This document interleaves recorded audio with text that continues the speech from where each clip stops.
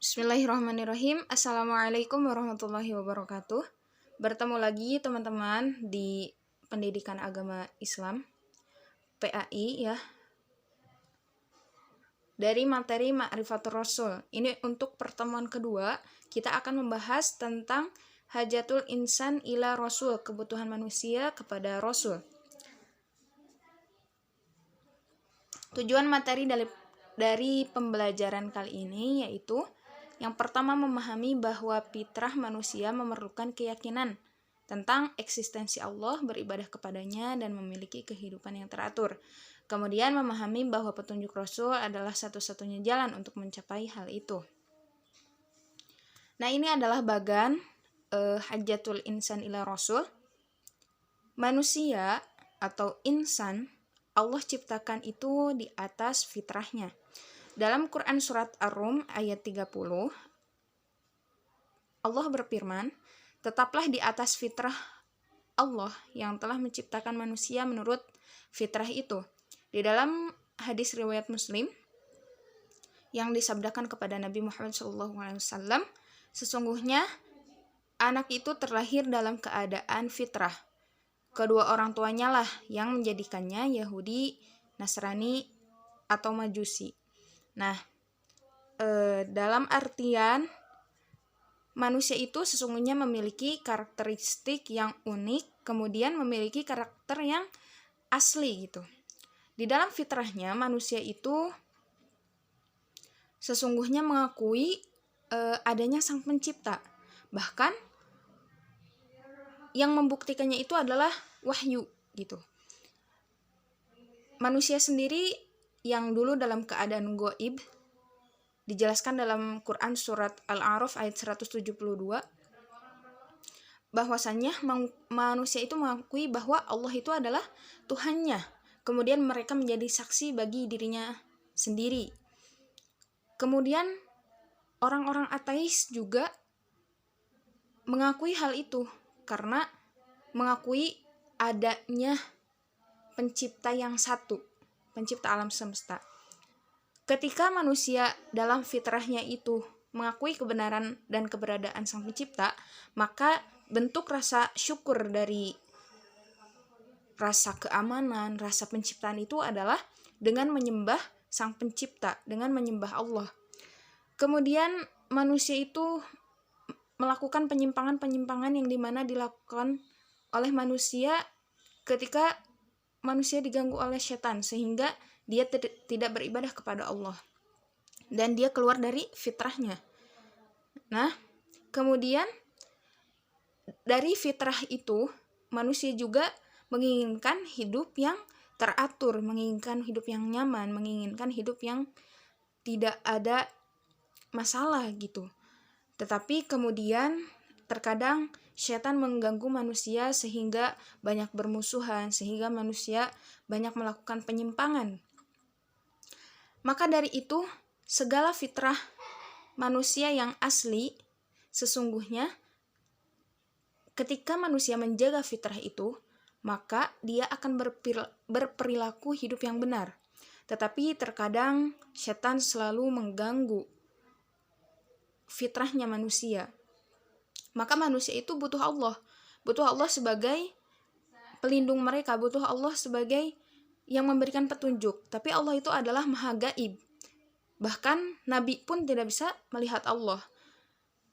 Karena kemahaan Allah, Allah menciptakan Rasul yang memberikan petunjuk. Kemudian ketika Allah menurunkan seorang Rasul, maka dia memberikan wahyu kepada Rasul untuk dijadikan sebagai petunjuk manusia, yang dimana petunjuk Rasul itu menjadikan manusia lebih mengenal kepada Sang Pencipta, kemudian menjadikan wahyu itu sebagai panduan kehidupan. Ketika manusia bisa mengenal Sang Pencipta dengan benar, kemudian menjadikan panduan hidupnya, maka manusia akan beribadah dengan benar sesuai dengan panduan kehidupan. Bismillahirrahmanirrahim. Kita masuk ke pengertian insan.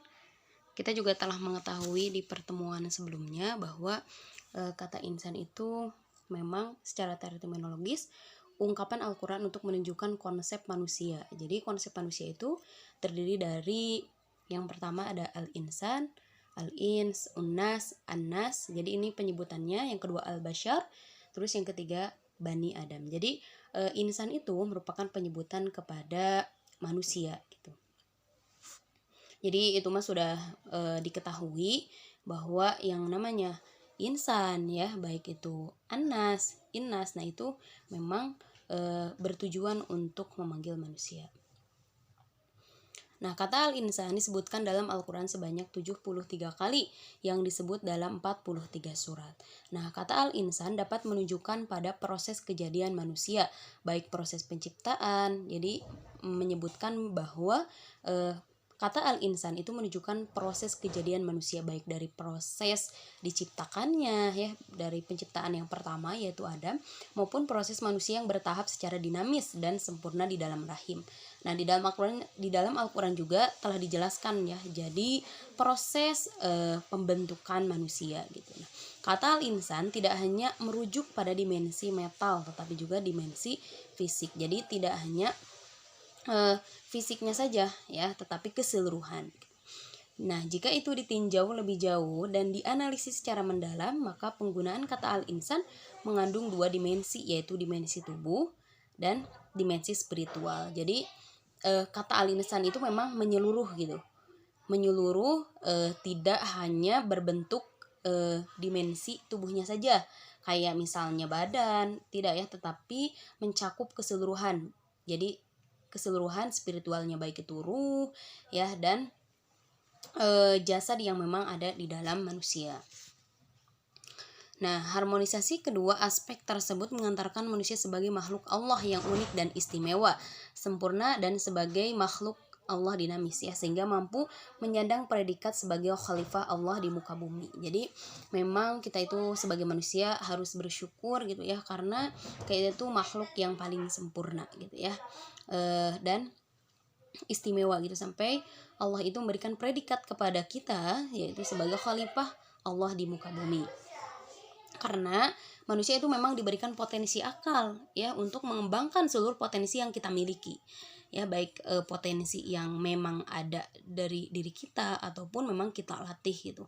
Makanya ketika Allah itu memberikan potensi, makanya kita harus mengembangkan ya, apapun yang menjadi kelebihan kita gitu ya, maka kita harus kembangkan supaya kita berloyalitas untuk mendapatkan ketaatan atau untuk menciptakan ketaatan.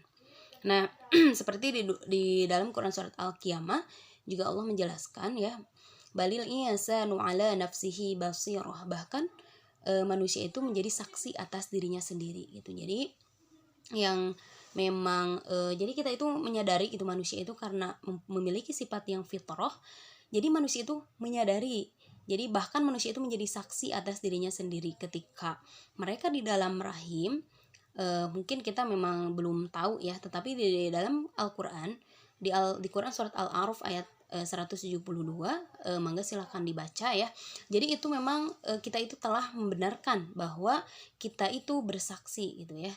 Jadi kita itu membenarkan bahwa Allah lah yang menciptakan kita gitu. Jadi baik nonis maupun tidak, tapi kita itu sudah membenarkan dan kita itu telah menjadi saksi gitu. Nah, jadi fitrah manusia, jadi jadi manusia itu memiliki fitrah yang memang akan membenarkan. Jadi Allah Subhanahu wa taala telah menanamkan fitrah Islam ke dalam manusia setiap janin yang sudah ditiupkan ruh. Nah, saat itulah Allah mengambil perjanjian. Nah, di sini ya, perjanjian kepada manusia dengan sebuah pertanyaan, apakah aku ini Rob kalian? Maka semuanya menjawab gitu ya, iya, kami bersaksi. Jadi boleh untuk ayat yang selengkapnya boleh dibaca ya. Nah, karena itulah perbedaan yang berlaku pada manusia ada yang tidak dapat dihilangkan. Jadi memang meskipun kayak kita karena yang mengkafirkan ataupun yang menjadikan anak itu berbeda dengan fitrahnya itu kan dari pilihannya masing-masing gitu. Karena kan memang agama itu pilihan ya. Makanya ketika kita sudah balik, maka kita itu sebenarnya bisa memilih, apalagi kita sudah mengetahui yang baik dan yang benar kayak gitu. Nah, jadi kan di sini sudah dijelaskan ya, meskipun kita berbeda gitu. Jadi, tetapi dalam fitrah manusia itu tidak dapat dihilangkan yang pertama keberadaan Sang Pencipta. Jadi, setiap manusia itu tidak mungkin bisa karena sudah Allah berikan fitrahnya untuk menyadari bahwa di dunia ini pasti ada yang menciptakan. Jadi, bahwa gitu menyadari dan memang membenarkan gitu. Jadi fitrah yang ditanam oleh Allah tidak akan pernah hilang. Yang terjadi adalah tertutupi dengan kotoran-kotoran lain. Nah, kan mungkin ada pertanyaan, kenapa kok masih bisa gitu, ada yang memang banyak beragama ataupun yang tidak beragama gitu. Nah, itu karena tertutupnya oleh dosa-dosa gitu. Jadi dan juga bisa jadi karena memang pilihannya, ya, pilihan dari individu itu sendiri. Karena kalau kita menyandarkan kepada fitrahnya, bahwa fitrahnya itu mengakui gitu bahwa keberadaan Sang Pencipta itu memang ada gitu. Nah, oleh karena itu manusia pasti mengakui bahwa di balik alam semesta yang Masya Allah luar biasa gitu, pasti ada penciptanya. Jadi semua insan yang ada di bumi itu menyadari gitu. Nah, hanya saja karena tidak ada petunjuk yang benar, manusia berbeda-beda gitu, ataupun salah dalam menyebut dan mensifatinya. Nah, karena tidak ada petunjuk, ya, karena tidak mau mengikuti petunjuk, meskipun kita ada petunjuk tetapi tidak mau mengikuti, nah maka manusia itu menjadi salah gitu ya, menjadi makanya bisa berbeda-beda ataupun salah ajaran. Nah, itu karena memang tidak ada petunjuk ataupun sudah ada petunjuk tetapi tidak mau mengikuti. Terus yang kedua yang memang tidak dapat dihilangkan karena memang sudah fitrahnya, itu yang pertama beribadah kepada Allah. Nah, setelah mengenal pencipta, maka mereka pun menyembahnya. Nah, akan tetapi terjadi berbagai macam-macam cara penyembahannya. Semuanya tidak lepas dari berbagai kemusyrikan yang menyertai penyembahan kepada Sang Pencipta. Nah, jadi semua insan juga mengetahui bahwa tujuan dari utama dia diciptakan itu adalah untuk beribadah gitu. Nah, tetapi kenapa bisa banyak menyimpang? Ya karena banyak dosa, tidak ada yang memang memberikan petunjuk sehingga memang salah arah. Nah, menyembah berbagai dewa-dewi, ya, bisa jadi binatang, arwah, bintang, matahari, malaikat yang dianggap anak perempuan Allah atau kepercayaan kafir Quraisy. Jadi berhala-berhala. Nah, boleh nanti dilihat Qur'annya ya, nanti dibaca itu biar kalian juga memahami. Terus mengadakan sebagai sesaji dan korban untuk Tuhan-Tuhan itu. Jadi karena memang tidak mengetahui, jadi banyak sekali penyimpangan yang terjadi gitu. Bahkan di sekitar kita gitu, banyak yang saat ini masih memberikan kayak sesajen gitu ya. Karena sebenarnya di dalam hati atau fitrah manusia sendiri itu mengakui mereka itu tujuannya untuk beribadah. Cuman karena tidak ada petunjuk dan memang tidak ada yang mengarahkan, makanya manusia itu bisa salah langkah kayak gitu. Nah, seperti di dalam Quran ya. Ya ayyuhan nasu ubudu rabbakumul ladzi khalaqakum wal ladzina min qablikum la'allakum tattaqun. Di Quran surat Al-Baqarah ya ayat 31. Jadi, hai manusia, sembahlah Tuhanmu yang telah menciptakanmu dan orang-orang yang sebelummu agar kamu bertakwa. Jadi, memang Allah itu menyuruh kita untuk menyembah Tuhannya gitu ya, yang telah menciptakan. Jadi, sangat jelas sekali kalau kita telaah dengan tafsir ya, dengan penjelasan-penjelasan yang lebih bisa membuat kita paham gitu, insya Allah kita tidak akan tersesat, apalagi ini menyangkut keyakinan. Nah, fitrah itulah yang mendorong manusia memiliki naluri untuk menghormati, mengagumi, mensucikan ya, mengkultuskan ya zat yang dianggap tertinggi gitu ya. Jadi selanjutnya di hadapan zat atau berbagai zat itu mereka menundukkan diri, menghinakan diri, ruku sujud. Jadi kita itu tahu gitu bahwa kita itu tidak ada apa-apanya, kita itu makhluk yang kecil, makhluk yang lemah gitu. Jadi ketika kita kita beribadah pas sholat gitu ya, jadi kita itu tunduk karena takut gitu, karena maha besarnya Allah yang memang kita itu sebenarnya tidak ada apa-apa kayak gitu. Nah, terus fitrah manusia yang memang Allah berikan itu, yang pertama Allah itu manusia itu memang menginginkan hidup yang tertata gitu. Jadi fitrah ini juga mendorong manusia hidup secara teratur ya, karena mereka menyadari manusia itu makhluk yang sosial. Jadi mereka menunjuk satu orang sebagai pemimpin mereka, karena kan tadi kalau tidak ada yang seseorang yang memberikan petunjuk ya, jadi mereka juga butuh gitu.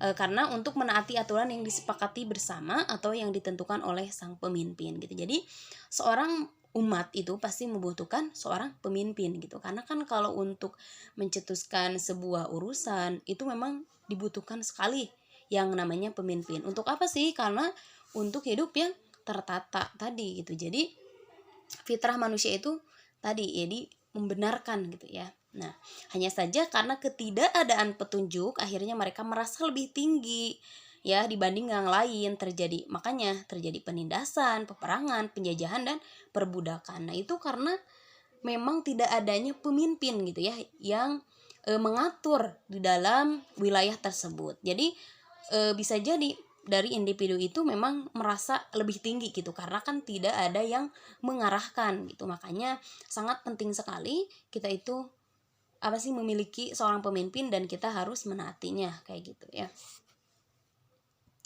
Nah, di dalam Quran surat Al-Qasas juga telah dijelaskan فَإِنْ لَمْ يَسْتَجِيبُوا لَكَ فَاعْلَمْ أَنَّمَا يَتَّبِعُونَ أَهْوَاءَهُمْ وَمَنْ أَضَلُّ مِمَّنِ اتَّبَعَ هَوَاهُ بِغَيْرِ هُدًى مِنَ اللَّهِ إِنَّ اللَّهَ لَا يَهْدِي الْقَوْمَ الظَّالِمِينَ. Maka jika mereka tidak menjawab tantanganmu, ketahuilah bahwa sesungguhnya mereka hanyalah mengikuti hawa nafsu mereka. Ya, dan siapakah yang lebih sesat daripada orang yang mengikuti hawa nafsunya dengan tidak mendapat petunjuk dari Allah sedikit pun. Sungguhnya Allah tidak memberi petunjuk kepada orang-orang yang zalim. Nah, jadi sebenarnya mungkin selama ini kita memang terlalu mengedepankan hawa nafsu kita. Ya, makanya ketika Allah mengutus seorang pemimpin ya di dalam umat, maka kita harus senantiasa mengikuti dan membawakan risalah yang memang dibawa supaya risalah itu tetap terus gitu ya, tetap berlanjut gitu. Makanya kita itu kan tujuannya itu salah satunya gitu untuk bisa menyampaikan risalah yang memang dibawa oleh Rasulullah. Nah, terus untuk apa sih kita fitrah? Jadi sebenarnya kebutuhan kita, jadi kebutuhan kita kepada Rasul itu yang pertama kita itu supaya mendapatkan petunjuk dari Rasul gitu, yaitu untuk mengatasi dan menyelesaikan berbagai kekacauan. Maka Allah mengirim para Rasul untuk memberikan petunjuk kepada umat manusia, seperti di dalam Quran surat Asy-Syu'ara ya, wa innaka latahdi ila siratim mustaqim. Dan sesungguhnya kamu benar-benar memberi petunjuk kepada jalan yang lurus. Jadi petunjuk seperti apa sih? Nah, petunjuk itu berupa wahyu. Jadi wahyu yang memang hanya diberikan kepada para rasul dan para nabi gitu. Berupa apa? Di antaranya berupa kitab, berupa suhuf ataupun lembaran-lembaran ya. Makanya di rumah kita mungkin banyak sekali Quran ya, kitab gitu. Nah, jadi kalau bisa itu memang kita baca gitu ya. Jadi tidak hanya membaca dengan Arabnya saja, tetapi kita coba membacakan sedikit-sedikit artinya gitu, supaya kan kita mengetahui apa maknanya, apa maksudnya gitu. Jadi kita itu memang bisa menjadi akhlak yang Qurani kayak gitu. Nah, seperti di dalam Quran surat Ali Imran juga dijelaskan, Qul in kuntum tuhibbunallaha fattabi'uni yuhibbukumullah wa yaghfir lakum dzunubakum wallahu ghafurur rahim. Jadi yang artinya, katakanlah, jika kamu benar-benar mencintai Allah, ikutilah aku. Niscaya Allah mengasihi dan mengampuni dosa-dosamu. Allah Maha Pengampun lagi Maha Penyayang. Nah, jadi Allah juga berfirman ya, jadi jika kamu benar-benar mencintai Allah, maka ikutilah Rasulnya gitu. Jadi maka itu ikutilah yang memang telah memberikan petunjuk supaya manusia itu mengenal sang penciptanya kayak gitu. Jadi ketika kita memang tidak ada yang memberikan jalan untuk kita mengenali Allah, maka kita juga akan terhalang kayak gitu ya. Jadi ketika kita memang benar-benar mencintai Allah, sok ikuti gitu kekasih Allah gitu ya. Jadi Rasulnya ataupun pemimpinnya kayak gitu. Nah, jadi tujuannya, jadi kebutuhan kita kepada Rasul.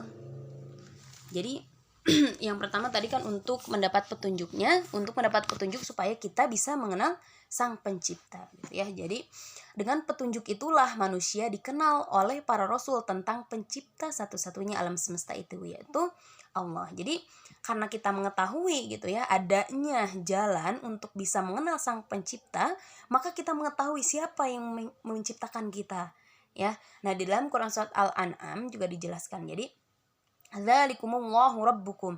Rabb kalian adalah Allah. La ilaha illahu. Tidak ada ilah kecuali Dia. Khaliqu kulli syai, pencipta segala sesuatu. Fa'buduh, sembahlah Dia.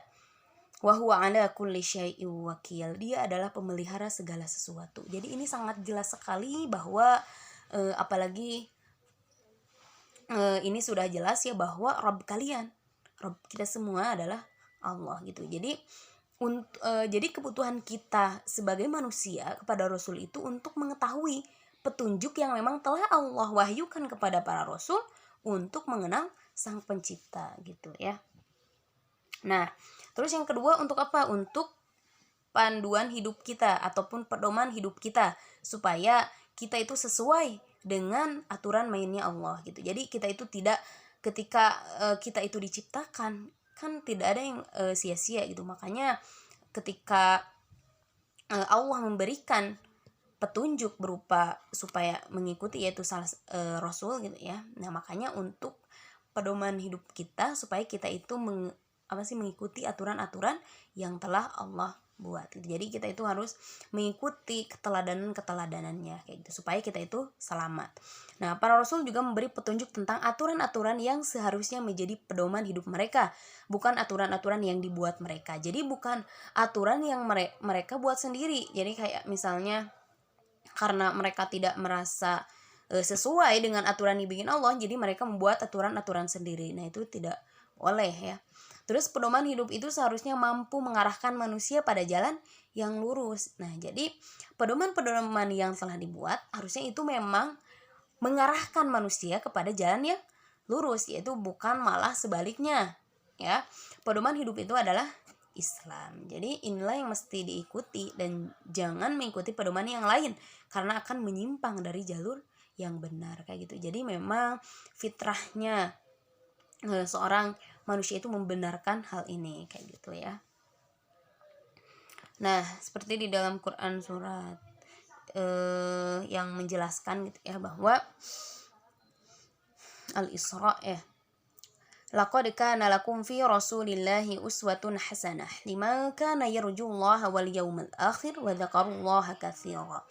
Sungguhnya telah ada pada diri Rasulullah itu suri teladan yang baik bagimu, yaitu bagi orang-orang yang mengharap rahmat Allah dan kedatangan hari kiamat, dan dia banyak menyebut Allah. Jadi kita itu sudah mengetahui, jadi yang harus kita jadikan keteladanan itu yaitu Rasulullah. Tetapi karena mungkin kita juga tidak ketika ada petunjuk itu kita tidak mengikuti, jadi kita itu salah dalam mengidolakan gitu ya. Jadi tidak jarang sekali, jadi ketika orang yang memang ditanya itu siapa idolamu, jarang sekali untuk kayak menyebutkan kayak istri-istri Nabi ataupun sahabat dan sahabiat Nabi, tidak gitu ya. Malahan sekarang mah dengan bangganya gitu ya menyebut dengan siapa gitu ya, artis-artis gitu ya.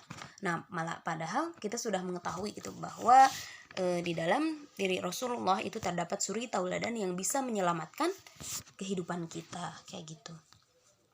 Nah, terus poin yang selanjutnya yaitu supaya kita itu butuh kepada Rasulullah itu supaya kita mengetahui dan bisa beribadah dengan benar gitu ya. Nah, berkat petunjuk Rasul, manusia mengenal Allah Subhanahu wa taala dengan benar dan mengikuti pedoman hidup yang sejati. Dengan begitu, manusia akhirnya dapat beribadah kepada Allah Subhanahu wa taala dengan ibadah yang benar. Jadi, ibadah dengan memurnikan ketaatan gitu. Jadi, pada intinya ketika kita sudah mengetahui petunjuk dari Rasulullah, jadi telah mengetahui petunjuk dari para nabi, jadi supaya apa? Supaya beribadah yang kita lakukan itu dijalankan dengan benar gitu. Jadi tidak menyimpang ataupun tidak salah ajaran kayak gitu.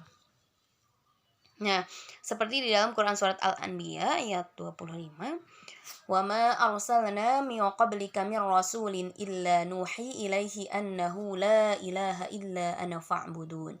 Dan kami tidak mengutus seorang rasul pun sebelum kamu, melainkan kami wahyukan kepadanya bahwasanya tidak ada Tuhan yang hak melainkan aku, maka sembahlah olehmu sekalian akan aku. Jadi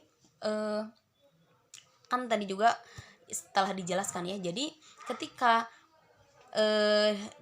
mereka mencintai Allah ya, jadi wajib bagi kita untuk mengikuti Rasulullah kayak gitu ya. Jadi tidak hanya satu-satu, tetapi kita mengikuti pemimpin yang telah Allah utus kayak gitu. Nah, jadi pada intinya materi kali ini yaitu untuk kebutuhan manusia kepada Rasul gitu ya. Jadi apalagi kita mengetahui bahwa fitrahnya manusia itu membenarkan yang memang telah Allah utus gitu ya, telah Allah berikan kepada kita sebagai manusia gitu. Makanya kita harus menjaga fitrah itu ya. Jadi kewajiban kita harus menjaga fitrah itu dengan baik gitu. Karena kalau kita meyakini gitu ya bahwa Allah itu selalu memberikan